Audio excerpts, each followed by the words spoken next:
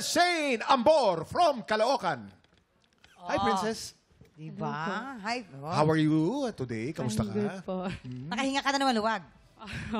Yan. Kanina kasi parang nakikita ko, very fierce yung itsura mo. Nakakatakot mo. Intense na intense siya. Very intense. Intense kaya ang comments ng ating mga inampalan. Princess, hello.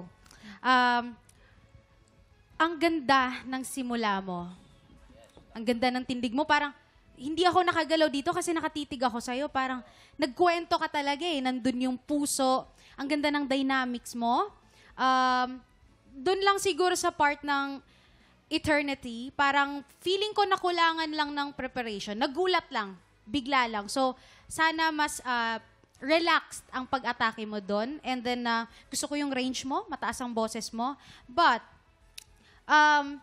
be careful lang kasi sa gigil, nagsha-sharp minsan. May tendency ganun nangyari kanina eh.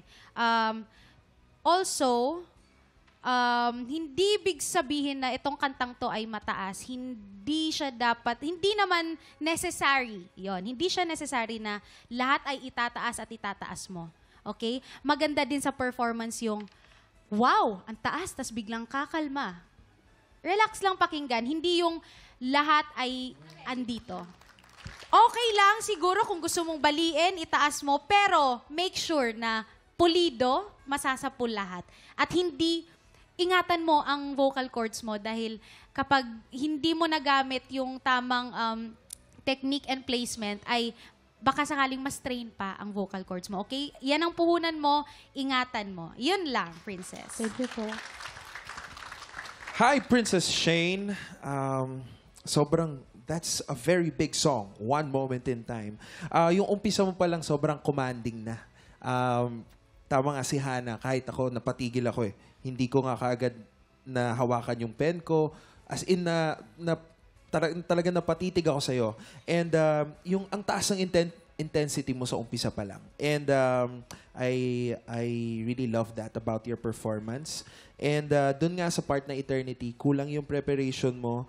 And yung boses mo, napaka-wide nung range eh. Kaya medyo i-contest ko lang yung sa sinabi ni Hana na yung mga parts na tinaas mo, naramdaman ko yung intention mo. Gusto ko na you have that intention to show us your range and tell the story at the same time. Pero minsan yung sobrang power natin yung gigil natin sa pagkanta, dun na lumalampas-lampas lahat ng mga dapat andun lang yung tamang notes nung sa song. So yun lang, siguro when you get to sing this again, take note lang na if you want to be commanding, you also have to love the song as well. So para yung kwento mo, saktong-sakto dun sa intensity ng boses mo.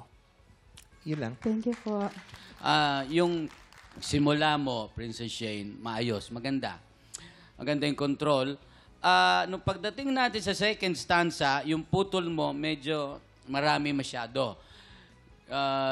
Give me one moment in time. Iiwasan mo yun. Kasi nawawala yung, ang tawag dito, yung continuity nung isang phrase, nawawala tuloy. Kaya yung putol, idugtong mo yung tama na putol.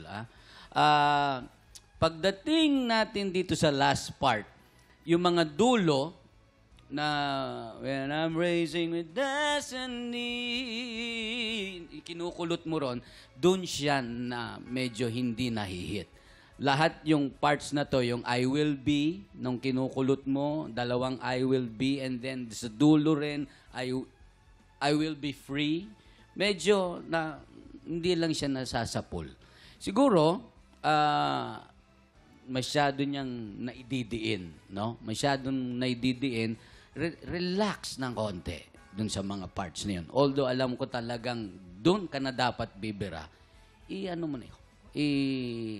lay back mo ng konti para mas masapul. Yeah. Thank you so much po. Maraming salamat sa ating inampalan. Alamin na natin. At bilangin ang bituin na ibibigay sa'yo ng ating mga inampalan. Princess, ito ang mga stars ko for you.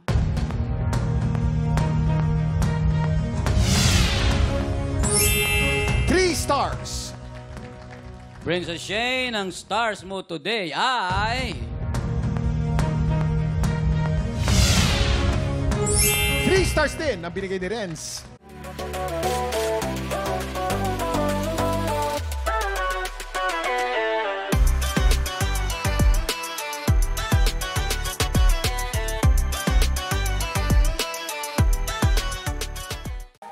Tropa, pinanood mo hanggang sa dulo itong video na to? Very good ka!